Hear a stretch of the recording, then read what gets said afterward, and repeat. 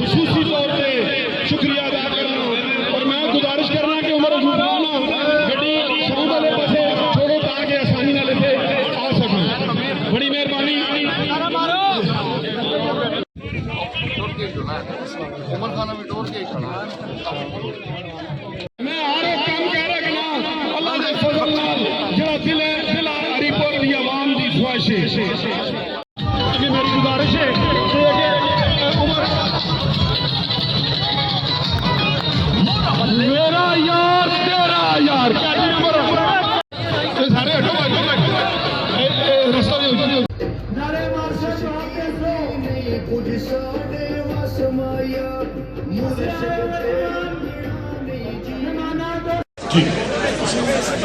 मैं एक दफा फिर इस बनाने मौजूद तमाम बुजुर्गों को शुक्रिया अदा करना कि उन्होंने उमर अजूब खान की गैर मौजूदगी में भरपूर किरदार अदा किया और आज उसका सिला है कि मेरे पास इमरान खान ने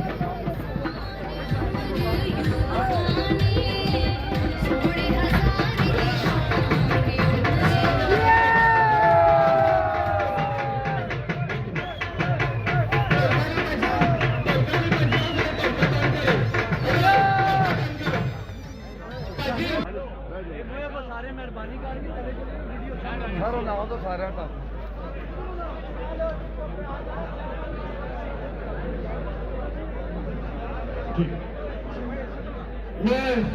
एक दफा फिर इस पंडाल मौजूद तमाम बुजुर्गों को कि उन्होंने उमर अजूब खान की गैर मौजूदगी में इस तफसील आएंगे कि मेरे पास जनाब